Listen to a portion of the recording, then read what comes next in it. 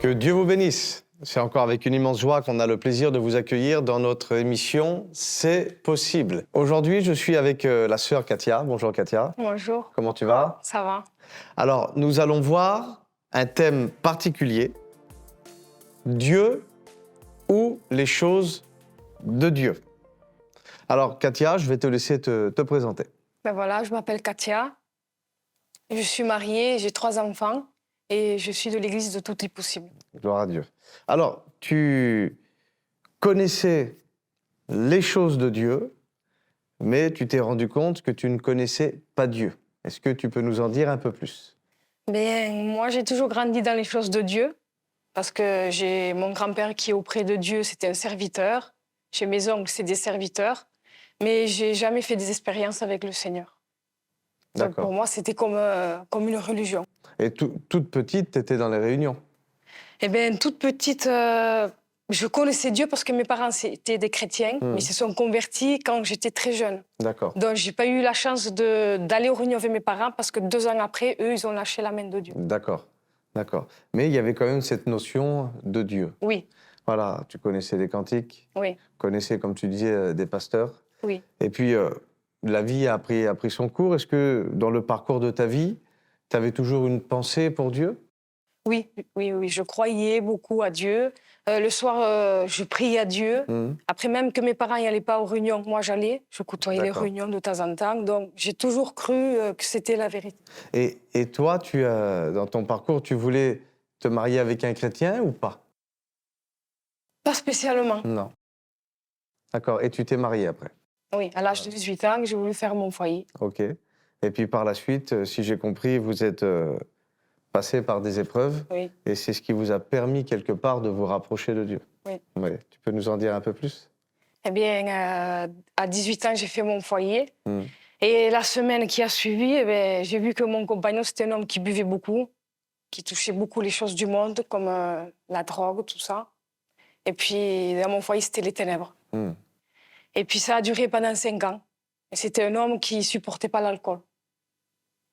Donc, après 5 ans, quand je voyais le besoin de Dieu dans mon foyer, je disais, allons à la réunion. Parce que je savais que la solution, c'était Dieu pour mon foyer.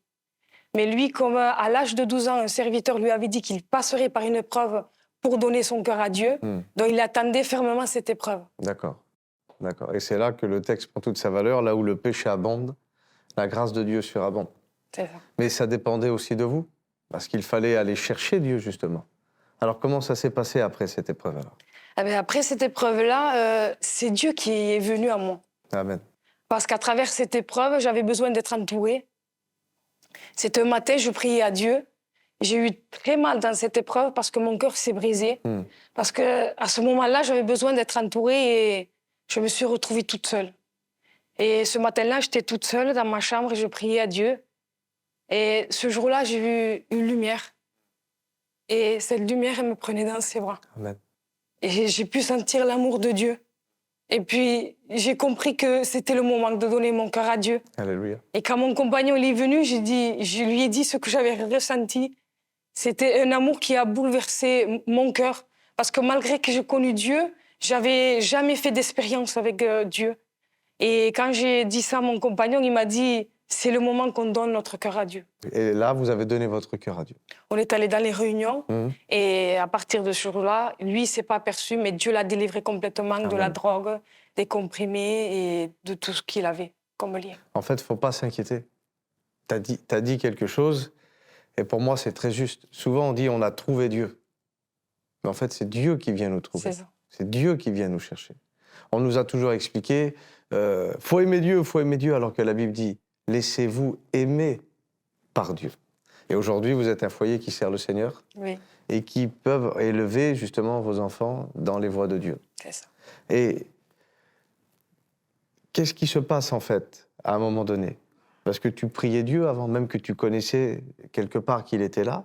Mais qu'est-ce qui a fait vraiment la différence? Bon, c'est l'épreuve, mais il y a eu vraiment une différence dans ta façon de prier pour qu'avant, tu saches simplement que Dieu est là, mais tu ne le ressentais pas forcément. Et après, tu as prié d'une façon où Dieu est venu. Alors, c'était quoi la clé de la prière? La clé de la prière, c'est quand Dieu a vu mon besoin. Parce que Dieu, c'est un père. Et c'est là où j'avais besoin d'être entourée par ma famille. Et je me suis retrouvée toute seule. Et c'est lui qui s'est révélé. Parce que D'accord. c'est là que j'avais besoin d'être entourée. En fait, tu n'avais plus rien où t'accrocher. C'est ça. Voilà. Et c'est là qu'enfin, que Dieu a dit, c'est bon, tu es toute seule, c'est là que je peux venir. Gloire à Dieu. Alors, est-ce que tu aurais un conseil pour les personnes qui nous écoutent, qui ont été élevées dans des foyers chrétiens ou des contextes chrétiens, mais qui n'ont pas encore rencontré Dieu? Est-ce que tu aurais un conseil à leur donner? S'il y en a qui se sont vus à travers mon témoignage, ou dans le foyer, vous dites qu'il n'y a plus de solution, parfois Dieu permet l'épreuve ou le problème pour se révéler. Vous regardez dans le livre de la Genèse, il est question des noms que nous allons donner à certains endroits. Et à un moment donné, on a donné le nom d'un secteur comme le nom de Bethel, qui veut dire la maison de Dieu.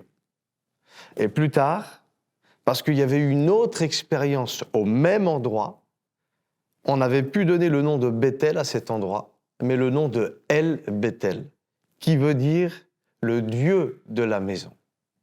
Et il y a une différence entre la maison de Dieu et le Dieu de la maison. Beaucoup de gens vont essayer de vous amener, et ça peut être parfois des bons désirs, dans la maison de Dieu. Alors qu'en réalité, notre rôle aujourd'hui à nous, c'est de vous conduire à celui qui dirige cette maison. Parce que ce n'est pas le fait d'être dans un garage qui fera de vous une voiture. Ça, faut comprendre que ce n'est pas le fait d'aller dans une église ou d'être dans un foyer chrétien qui fera de nous des sauvés ou des chrétiens. Et en réalité, ce qui a fait la différence entre Bethel et El Bethel, c'est l'expérience qu'il y a eu au milieu. Et l'expérience qu'il y a eu, c'est l'expérience de Péniel, où on a fait un face-à-face avec lui, où on l'a rencontré, où on a compris justement qu'il y existe quelque chose de différent et que le ciel, on peut commencer à le vivre aujourd'hui sur la terre. Alors, si tu es dans ce cas-là, que tu sens qu'il y a quelque chose dans ton cœur qui bout, mais que tu n'y es pas encore, demande au Saint-Esprit qui te révèle, alléluia, le Fils de Dieu. Et je te garantis que ta vie changera. Merci pour votre écoute.